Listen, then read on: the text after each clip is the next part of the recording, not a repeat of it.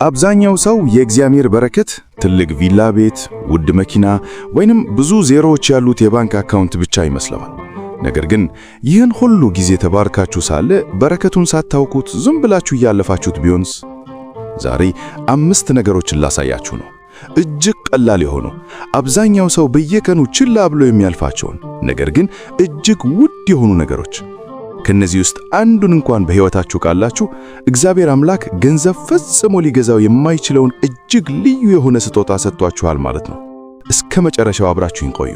ምክንያቱም ሦስተኛው በረከት ብዙዎች እስኪያጡት ድረስ ፈጽሞ የማያስተውሉት ነው። በረከት ቁጥር 1 በአእምሮአችሁ ውስጥ ያለ ሰላም። ልብ በሉ፣ ስለ ጊዜያዊ ደስታ አላወራውም፣ ስለ ሰላም እንጂ። ደስታና ሰላም ሁለት ፈጽሞ የተለያዩ ነገሮች ናቸው።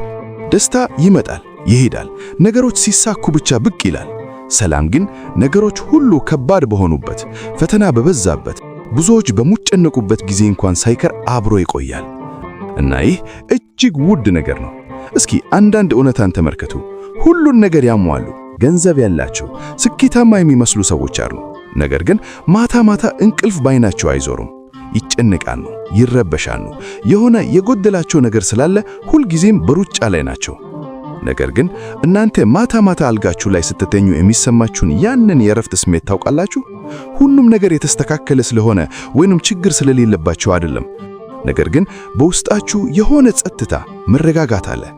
ያ ተራ ነገር አይደለም። ያ ታላቅ ስጦታ ነው። ቅዱስ መጽሐፍም ቢሆን አእምሮንም ሁሉ የሚያልፍ የእግዚአብሔር ሰላም ይለዋል። በምክንያት አይመዘንም። ሊኖር አይገባም ብላችሁ በምታስቡበት የፈተና ጊዜ ሁሉ አብሯችሁ ይኖራል። ይህንን ስሜት አንዴ እንኳን ቀምሳችሁት ከሆነ ምን እያልኩ እንደሆነ በሚገባ ይገባችኋል። አሁኑኑ በውስጣችሁ ትንሽም ቢሆን ሰላም ካለ ይህንን ቃላል እንዳታዩት። እናንተ ያላችሁን ሰላም ለማግኘት በብዙ ሺዎች የሚቆጠር ገንዘብ የሚያወጡ ሰዎች አሉና።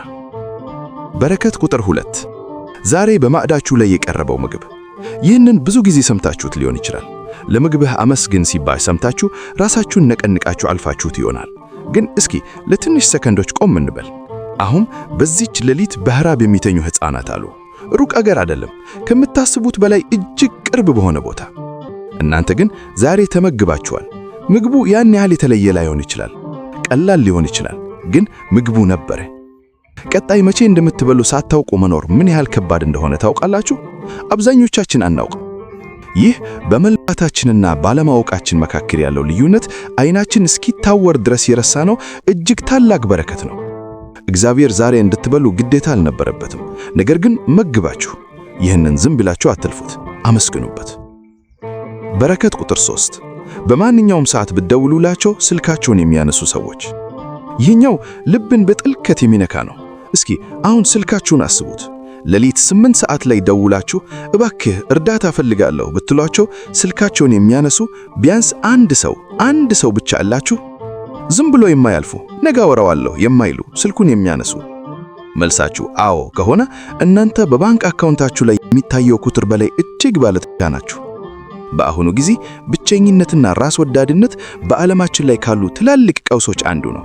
የሕክምና ባለሙያዎችም ቢሆኑ ብቸኝነት ልክ እንደ ማጨስ አደገኛ ነው እያሉ ነው። ሰዎች በብዙ ሺዎች የሚቆጠሩ ተከታዮች፣ ላይክ እና ኮሜንቶች ተከበው ግን እጅግ ብቸኝነት ይሰማቸዋል።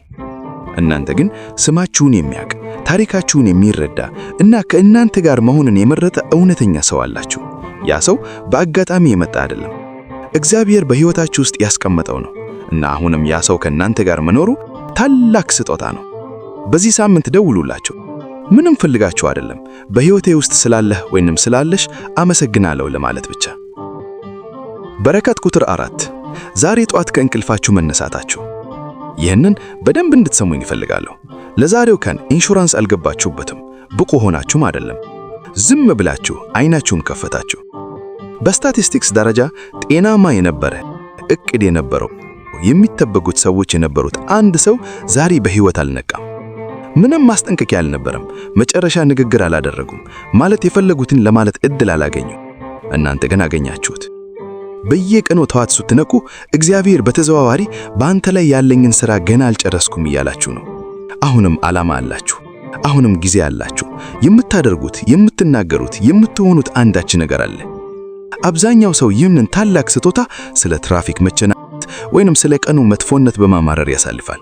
እባካችሁ እንደ አብዛኛው ሰው አትሆኑ። ከእንቅልፋችሁ ነክታችኋል። ያ ብቻ ዛሬን በደስታ ለመጀመር በቂ ምክንያት ነው። በረከት ቁጥር 5 አሁንም እምነት አላችሁ። ይህኛው ምናልባት ከዘረዘርኳቸው ሁሉ እጅግ ኃይለኛ ሊሆን ይችላል። ምክንያቱም እምነት ሌሎቹን በረከቶች ሁሉ የሚያባዛ ነው።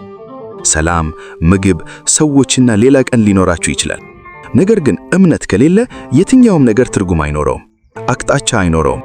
ዝም ብላችሁ በሕይወት መቆየት ብቻ ይሆናል። እምነት ግን መቆየትን ወደ ዓላማ ይቀይራል። ፈታኝ የሆነን ቀን አይታችሁ ይህ የኔ ታሪክ መጨረሻ አይደለም እንድትሉ የሚያደርጋችሁ እምነት ነው። ከወደቃችሁ በኋላ ዳግም እንድትነሱ፣ ሰዎች ከጠረጠሯችሁ በኋላ ራሳችሁንም ከጠረጠራችሁ በኋላ እንድትነሱ የሚያደርጋችሁ እምነት ነው።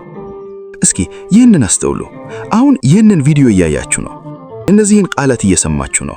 በውስጣችሁ የሆነ ነገር ወደ እግዚአብሔር፣ ወደ ትርጉም ያለው ነገር፣ ከምታዩት ነገር በላይ የሆነ ታላቅ ኃይል እየሳባችሁ ነው። ያ በአጋጣሚ አይደለም። እምነት የሰናፍጭ ቅንጣት ያህል እንኳን ቢሆን በቂ ነው። ጌታችን ኢየሱስ ክርስቶስ ራሱ ተናግሮታል። እጅግ ትንሽ የሆነች እውነተኛ እምነት ከታላቅ ችሎታ፣ ገንዘብ ወይም ዕድል በላይ ኃይል አላት። አሁንም ትንሽም ቢሆን የምታምኑ ከሆነ በውስጣችሁ የሚጸልይ ተስፋ የሚያደርግ ነገሮች ሲከብዱ ወደ ላይ የሚመለከት ልብ ካላችሁ እግዚአብሔር አሁንም ተስፋ አልቆረጠባችሁም ማለት ነው። እናንተም ተስፋ ልትቆርጡ አይገባም። ያንን እምነታችሁን ጠብቁት፣ ምግቡት። ወደ ጀመርንበት እንመለስ። አብዛኛው ሰው በረከቱ ትልቅ፣ ጩኸት የበዛበት፣ ሁሉም ሰው ሊያየው የሚችል ነገር እስኪሆን ይጠብቃል። ነገር ግን የእግዚአብሔር ጥልቅ በረከቶች ጸጥ ያሉ ናቸው። በጩኸት ዓለም ውስጥ ያለ ሰላም፣ ሌሎች ሲያጡ የምታገኙት ምግብ፣ ስልካችሁን የሚያነሳ አንድ እውነተኛ ሰው፣ ዳግም እንድትሞክሩ የተሰጣችሁ አዲስ ጠዋት እና ፈጽሞ ልትሞት ያልቻለች እምነት። ከነዚህ ውስጥ አንዱን እንኳን ካላችሁ፣ በእውነት ካላችሁ አልተረሳችሁም፣ ወደ ኋላ አልቀራችሁም፣ የተረገማችሁም አይደላችሁም። እናንተ የተባረካችሁ ናችሁ። ዛሬ ልታደርጉት የሚገባው ትልቁ ለውጥ ጠንክሮ መስራት ወይም ረጅም ጸሎት ላይሆን ይችላል። ምናልባት አይናችሁን ከፍታችሁ የምታመሰግኑበትን አጠገባችሁ ያለውን ነገር ማየት ብቻ ሊሆን ይችላል። ምክንያቱም ምስጋና ተጨማሪ ነገር እስኪመጣ አይጠብቅም። ምስጋና ያለውን በቂ ያያል። ይህንን መልእክት ዛሬ መስማት ለሚፈልግ ሰው፣ በመከራ ጊዜ ውስጥ ላለ፣ ምን ያህል በረከት እንዳለው ለረሳ ሰው አካፍሉት እና ይህ መልእክት ልባችሁን ከነካ ይህንን ስሜት አስታውሱ። ነገሮች ሲከብዱባችሁ ወደዚህ ስሜት ተመለሱ። ምክንያቱም እግዚአብሔር አልረሳችሁም፣ ፈጽሞ ረስቷችሁም አያውቅም።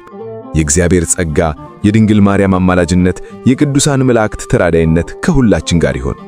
አቤቱ የሰላምና የምህረት አምላክ ሆይ ስለማይነገረው ስጦታህና በረከትህ እናመሰግንሃለን። ብዙ ጊዜ አይናችን የጎደለንን እንጂ የሰጠህን ታላቅ ሀብት እንዳናይ ጋርዶናል። ዛሬ ግን በማዳችን ስላለ ምግብ፣ በልባችን ስላኖርከው ሰላም፣ ስለሰጠህን አዲስ ቀን እና በውስጣችን ስላለች የቅንጣት ተአክል እምነት እናከብረሃለን። አቤቱ በመከራና በብቸኝነት ውስጥ ላሉት አንተ አጽናኝ ሁናቸው። የሰጠህን በረከት አውቀን በማናውቀው መንገድ ከከበበን ክፉ ሁሉ ተጠብቀን በምስጋና እንድንኖር መንፈስ ቅዱስህ ይርዳን። ምስጋና ይሁን አንድ አምላክ ለሚሆን ለአብ ለወልድ ለመንፈስ ቅዱስ ዛሬም ዘወትርም ለዘላለሙም አሜን።